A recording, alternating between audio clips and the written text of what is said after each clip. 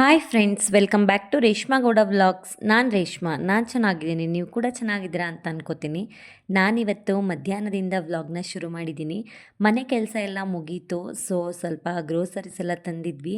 ಅದನ್ನೆಲ್ಲ ಅದ್ರ ಜಾಗಕ್ಕೆ ಇಟ್ಬಿಟ್ಟು ಜೊತೆಯಲ್ಲಿ ಸ್ವಲ್ಪ ಬೆಣ್ಣೆ ಕೂಡ ಮಾಡ್ಕೋಬೇಕಾಗಿತ್ತು. ನಾನು ಒಂದು ವಾರಕ್ಕೊಂದು ಸಾರಿ ಬೆಣ್ಣೆ ಮಾಡ್ಕೊಳ್ಳೋದ್ರಿಂದ ಇವತ್ತು ಬೆಣ್ಣೆ ಮಾಡ್ಕೊಬಿಡೋಣ, ಸ್ವಲ್ಪ ಫ್ರೀ ಇದ್ದೀನಿ ಅಂತ ಹೇಳ್ಬಿಟ್ಟು ಬೆಣ್ಣೆ ಮಾಡ್ಕೊಳ್ಳೋದಕ್ಕೆಲ್ಲ ರೆಡಿ ಮಾಡ್ಕೋತಾ ಇದ್ದೀನಿ. ಹಾಗೆಯೇ ಬಿಸಿಲು ತುಂಬ ಇದ್ದಿದ್ದರಿಂದ ಅಪ್ಪ ಎಳ್ನೀರು ಕುಡಿಯುವಂತೆ ಬಾ ಅಂತ ಹೇಳಿದ್ರು.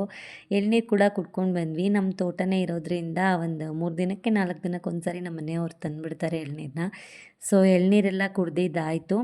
ಇನ್ನು ಮನೆ ಕೆಲಸ ಮುಗಿಸ್ಕೊಬಿಡೋಣ ಅಂತ ಹೇಳ್ಬಿಟ್ಟು ಬಂದೆ. ಬೆಣ್ಣೆನ ಮಿಕ್ಸಿ ಮಾಡಿ ಇಟ್ಟಿದ್ದೆ. ಅದು ನೋಡಿ ಎಷ್ಟು ಚೆನ್ನಾಗಿ ಬಂದಿದೆ ಬೆಣ್ಣೆ ಅಂತ. ಇದನ್ನೆಲ್ಲ ಬಾಣಲಿಗೆ ಹಾಕ್ಕೊಂಡು ನಾನು ನೀಟಾಗಿ ತುಪ್ಪ ಮಾಡ್ಕೋತೀನಿ. ನಾನು ಯಾವ ರೀತಿ ಮನೆಯಲ್ಲೇ ಬೆಣ್ಣೆ ಮಾಡ್ಕೋತೀನಿ ಹಾಗೆ ತುಪ್ಪ ಕೂಡ ಮಾಡ್ತೀನಿ ಅಂತ ಹೇಳಿ ಒಂದು ವ್ಲಾಗಲ್ಲಿ ಶೇರ್ ಮಾಡಿದ್ದೀನಿ. ನನ್ನ ಲಾಸ್ಟ್ ವ್ಲಾಗ್ಸ್ಗಳನ್ನ ಚೆಕ್ ಮಾಡಿ, ಅದರಲ್ಲಿದೆ.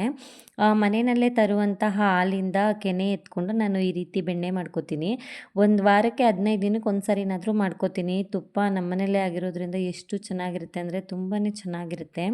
ಹಾಗೆಯೇ ತುಪ್ಪ ಕಾಯಕ್ಕಿಟ್ಟಾಗ ಅಡುಗೆ ಮನೆಯಲ್ಲೇ ಕೆಲಸ ಮಾಡ್ಕೋಬೇಕು. ಯಾಕೆಂದರೆ ಸ್ವಲ್ಪ ಸುಟ್ಟೋಗೋ ಚಾನ್ಸಸ್ ಇರುತ್ತೆ, ಏನಾದರೂ ಮರ್ತುಬಿಟ್ರೆ.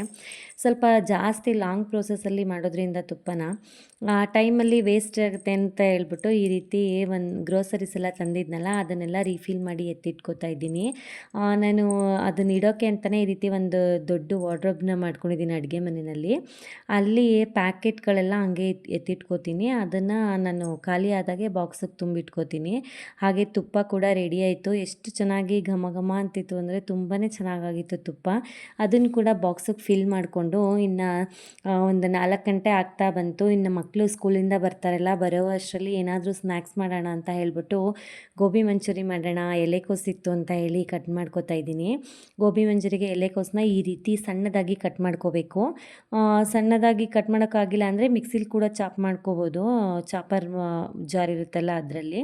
ಹಾಗೆಯೇ ಅದನ್ನು ಒಂದು ಪಾತ್ರೆಗೆ ಶಿಫ್ಟ್ ಮಾಡ್ಕೋತಾ ಇದ್ದೀನಿ. ಎಲೆಕೋಸು ಆಗಿರೋದ್ರಿಂದ ತುಂಬಾ ಔಷಧಿ ಸ್ಪ್ರೇ ಮಾಡೋದ್ರಿಂದ ಸ್ವಲ್ಪ ಅರಿಶಿನ ಮತ್ತು ಬಿಸಿನೀರನ್ನ ಹಾಕಿ ಒಂದು 10 ನಿಮಿಷ ಬಿಟ್ಬಿಡ್ತೀನಿ. ಅದರಲ್ಲಿ ಏನಾದರೂ ಔಷಧಿಗಳೆಲ್ಲ ಇದ್ದರೆ ಹೋಗಲಿ ಅಂತ ಹೇಳ್ಬಿಟ್ಟು. ಹಾಗೆಯೇ ನೀರೆಲ್ಲ ನೀಟಾಗಿ ತೆಗೆದುಬಿಟ್ಟು ಮತ್ತು ನೀರು ಸೇರಿಸ್ಕೊಳ್ಳೋ ಅವಶ್ಯಕತೆ ಇಲ್ಲ. ಒಂದು ಬಟ್ಲು ಮೈದಾ, ಒಂದು ಬಟ್ಲು ಕಾರ್ನ್ಫ್ಲೋರು ಮತ್ತು ಒಂದು 2 ಸ್ಪೂನ್ ಮೆಣಸಿಕಾಯಿ ಪುಡಿ, ರುಚಿಗೆ ತಕ್ಕಷ್ಟು ಉಪ್ಪು, ಸ್ವಲ್ಪ ಗರಂ ಮಸಾಲಾನ ಹಾಕ್ಕೊಂಡು ಅದೇ ತೇವಾದರೆ ಸಾಕಾಗುತ್ತೆ. ನಾವು ನೀರನ್ನ ತೆಗೆದಿರ್ತೀವಲ್ಲ ಅದಕ್ಕೇ ಕಲಿಸ್ಕೊಂಡ್ರೆ ಸಾಕು. ಯಾಕೆಂದರೆ ಸ್ವಲ್ಪ ಗಟ್ಟಿ ಇರಬೇಕು ಗೋಬಿ ಮಂಚೂರಿಗೆ. ಹಿಟ್ಟೇನಾದರೂ ತೆಳು ಆಯಿತು ಅಂದರೆ ಎಣ್ಣೆ ಜಾಸ್ತಿ ಕುಡಿದ್ಬಿಡುತ್ತೆ. ಹೆಲ್ತಿಯಾಗಿ ತಿನ್ನಬೇಕು ಅಂದರೆ ಎಣ್ಣೆ ಸ್ವಲ್ಪ ಕಡಿಮೆನೇ ಇರಬೇಕಲ್ವ, ಅದಕ್ಕೋಸ್ಕರ ಅಂತೇಳಿ ಸ್ವಲ್ಪ ಗಟ್ಟಿಯಾಗಿ ಕಲಿಸ್ಕೊತಾ ಇದ್ದೀನಿ. ಹಾಗೆ ಸ್ವಲ್ಪ ಶುಂಠಿ ಬೆಳ್ಳುಳ್ಳಿ ಪೇಸ್ಟ್ ಕೂಡ ಖಾಲಿಯಾಗಿತ್ತು. ಶುಂಠಿ ಮತ್ತು ಬೆಳ್ಳುಳ್ಳಿನ ರೆಡಿ ಮಾಡಿಕೊಂಡು ಪೇಸ್ಟ್ ಮಾಡ್ಕೋತಿದ್ದೀನಿ. ಒಂದು ಸ್ವಲ್ಪ ಶುಂಠಿ, ಸ್ವಲ್ಪ ಬೆಳ್ಳುಳ್ಳಿ ಮತ್ತು ಸ್ವಲ್ಪ ಬಿಸಿ ನೀರನ್ನ, ಆರಿಸಿರುವಂಥ ಬಿಸಿ ನೀರನ್ನ ಸೇರಿಸ್ಕೊಂಡು ರುಬ್ಕೋತಾ ಇದ್ದೀನಿ. ಇದು ಒಂದು 15 ದಿನ ನನಗೆ ಹೆಲ್ಪ್ ಆಗುತ್ತೆ. ಫ್ರಿಜ್ನಲ್ಲಿ ಎತ್ತಿಟ್ಕೋತೀನಿ. ಹಾಗೆಯೇ ಅದಕ್ಕೆ ಬೇಕಾಗಿರುವಂತಹ ತರಕಾರಿಗಳನ್ನೂ ಕಟ್ ಮಾಡಿ ಇಟ್ಕೋತಾ ಇದ್ದೀನಿ. ಜೊತೆಯಲ್ಲಿ ನಾನು ಕಲಸಿಟ್ಟಿದ್ದಂತಹ ಬ್ಯಾಟರ್ನ ಎಣ್ಣೆಯಲ್ಲಿ ಫ್ರೈ ಮಾಡ್ಕೋತಾ ಇದ್ದೀನಿ. ಯಾಕೆ ಅಂತಂದರೆ ಅದು ಫ್ರೈ ಆಗುವಷ್ಟೊತ್ತಿಗೆ ನಾನು ವೆಜಿಟೇಬಲ್ಸ್ನ ಕಟ್ ಮಾಡ್ಕೋಬೋದು ಅಂತ ಹೇಳ್ಬಿಟ್ಟು. ಗೋಬಿ ಬೇಯೋದಕ್ಕೆ ಸ್ವಲ್ಪ ಟೈಮ್ನೇ ತೊಗೊಳುತ್ತೆ, ಒಂದು 1/2 hour ಆದರೂ ಬೇಕು ಎಲ್ಲ ಗೋಬಿನೂ ಬೇಯಿಸುವಷ್ಟೊತ್ತಿಗೆ. ಗೋಬಿ ಎಲ್ಲನೂ ಬೇಯಿಸಿ ಎತ್ತಿಟ್ಕೋತಾ ಇದ್ದೀನಿ. ಈ ಥರ ಕಲರ್ ಬಂದರೆ ಸಾಕು. ನಾನು ಕಡಲೆಕಾಯಿ ಎಣ್ಣೆ ಬಳಸೋದ್ರಿಂದ ಅದು ನೊರೆ ಬರ್ತಿದೆ ಎಣ್ಣೆ. ಮಾಮೂಲಿ ಎಣ್ಣೆ ಆದರೆ ಏನೂ ನೊರೆ ಬರಲ್ಲ. ಕಡಲೆಕಾಯಿ ಎಣ್ಣೆ ಬಳಸೋರಿಗೆ ಗೊತ್ತಿರುತ್ತೆ. ನಮ್ಮದೇ ಗಾಣ ಇರೋದ್ರಿಂದ ನಾನು ಕಡಲೆಕಾಯಿ ಎಣ್ಣೆನೇ ಬಳಸೋದು. ಹಾಗೆಯೇ ಒಂದು ಪ್ಯಾನ್ನ ಬಿಸಿಗೆ ಇಟ್ಕೊಂಡು ನಾನು ಕರೆದಿಟ್ಕೊಂಡಿದ್ನಲ್ಲ ಎಣ್ಣೆ, ಅದನ್ನೇ ಬಳಸ್ಕೊತಿದ್ದೀನಿ. ಸ್ವಲ್ಪ ಎಣ್ಣೆ, ಬೆಳ್ಳುಳ್ಳಿನ ಚಾಪ್ ಮಾಡಿ ಇಟ್ಕೊಂಡಿರೋದು, ಒಂದು 2 ಹಸಿರು ಮೆಣಸಿಕಾಯಿ, ಒಂದು ದಪ್ಪ ಮೆಣಸಿಕಾಯಿನ ಸಣ್ಣಕ್ಕೆ ಹೆಚ್ಚಾಕೊಂಡು ಸ್ವಲ್ಪ ಶುಂಠಿ ಬೆಳ್ಳುಳ್ಳಿ ಪೇಸ್ಟ್ ಹಾಕ್ಕೊಂಡು ಫ್ರೈ ಮಾಡ್ಕೊತಾ ಇದ್ದೀನಿ. ಫ್ರೈ ಮಾಡಿರೋದಕ್ಕೆ ಸ್ವಲ್ಪ ಈರುಳ್ಳಿನ ಸೇರಿಸ್ಕೊಂಡು ಫ್ರೈ ಮಾಡ್ಕೋತಾ ಇದ್ದೀನಿ. ಈಗ ಇದಕ್ಕೆ ಎಲ್ಲ ರೀತಿ ಸಾಸ್ಗಳನ್ನ ಆ್ಯಡ್ ಮಾಡ್ಕೋತಾ ಇದ್ದೀನಿ. ಸೋಯಾ ಸಾಸು ಮತ್ತು ಚಿಲ್ಲಿ ಸಾಸು, ಸ್ವಲ್ಪ ಟೊಮೊಟೊ ಸಾಸು ಎಲ್ಲನೂ ಹಾಕ್ಕೊಂಡು ಒಂದು 2 ನಿಮಿಷ ಸಿಮ್ಮಲ್ಲೇ ಫ್ರೈ ಮಾಡ್ಕೋಬೇಕು. ಜಾಸ್ತಿ ಉರಿ ಮಾಡಿದ್ರೆ ಹಿಡಿದ್ಬಿಡುತ್ತೆ.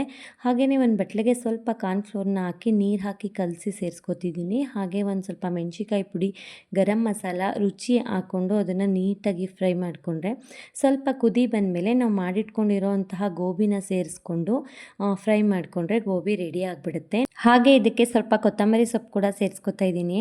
ಟೇಸ್ಟ್ ಅಂತೂ ಸೇಮ್ ನಾವು ಹೊರ್ಗಡೆ ತೊಗೊಳ್ಳುವಂತಹ ಗೋಬಿ ಥರಾನೇ ಇರುತ್ತೆ. ಈಸಿಯಾಗಿ ಟೇಸ್ಟಿಯಾಗಿ ಮನೆಯಲ್ಲೇ ಮಾಡ್ಕೋಬೋದು. ಮಕ್ಳಿಗೂ ಕೂಡ ಗೋಬಿ ಅಂದರೆ ತುಂಬಾ ಇಷ್ಟ ಇರುತ್ತೆ. ಆದರೆ ಹೊರ್ಗಡೆ ಕೊಡ್ಸೋದಕ್ಕೆ ಭಯ. ಮನೆಯಲ್ಲೇ ಈ ರೀತಿ ಮಾಡಿಕೊಂಡ್ರೆ ತುಂಬಾ ಟೇಸ್ಟಿಯಾಗಿ ಬರುತ್ತೆ.